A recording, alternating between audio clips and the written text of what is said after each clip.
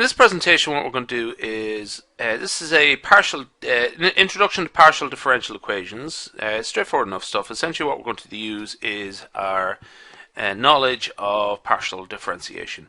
So show that the function z equals e to the 2t times sine of 4x. So we have two variables there, t and x, and z is a function of those two variables.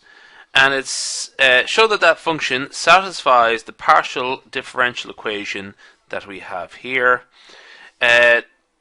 Second derivative of z with respect to x plus 4 times the second derivative of z with respect to t. Show that that is equal to 0. Okay. So d2z over dx squared plus 4 times, that should be a partial differential d there. Sometimes it's a little bit hard to draw. d2z over dt squared. So that's equal to 0. So we're going to sort of, first off, look at the first part here. What we're going to do here is work with respect to x in this case. Okay. And what we'll do is just differentiate and differentiate again with respect to x. So this is our expression here, z e to the 2t. Now this is a constant in terms of x, so this is just going to sort of just stay the same the whole way through. We're not going to do anything with it or change it. What we do have here is a term, an expression that in terms of x, so we're going to differentiate that and differentiate it again. In general, when we differentiate sine of a of x, where a is a constant, essentially we just change it from sine to cos and minus cos and so on. So just it'd be a good idea to have just your tables or out or something like that. Sine of 4x, when we differentiate that, we would get 4 times cos of 4x. When we differentiate that again, we would have minus 4. Sorry. I'll just actually leave in the term there. I'll take out that 4 there, okay? And then we'll just sort of, that's the 4 that we have taken care of, so that's done now. That 4, there it is there. Okay, so cos of 4x, what we'd have there is minus 4 times sine of 4x, okay? And that is, so we have e to the minus 2t minus 4 times 4 times minus 4 times 4 sine of 4x. What I'm going to do is just simplify that. Minus 16 e to the 2t sine of 4x. Okay.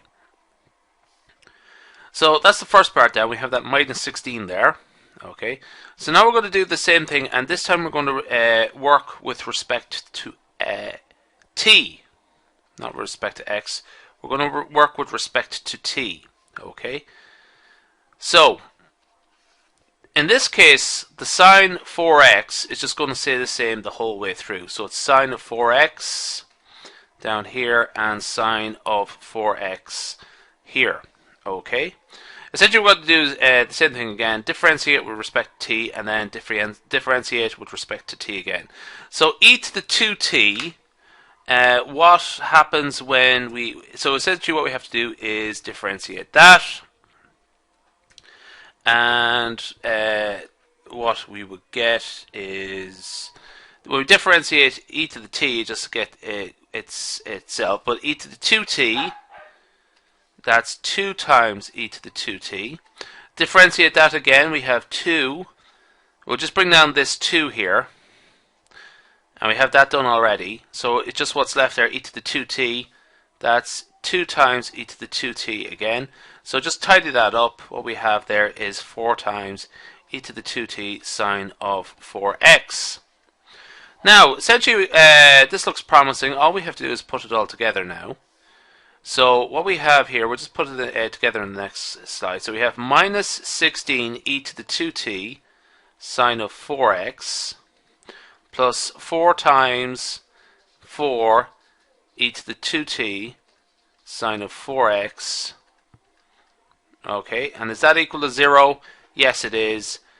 Minus 16 e to the 2t sine of 4x plus 16 e to the 2t sine of 4x. That's equal to 0. This part here and this part here are identical to each other. So it's the coefficients there, the minus 16 and the plus 16 are in particular what you're particularly interested in. So that's a sort of quick working of an introduction to partial differential equations.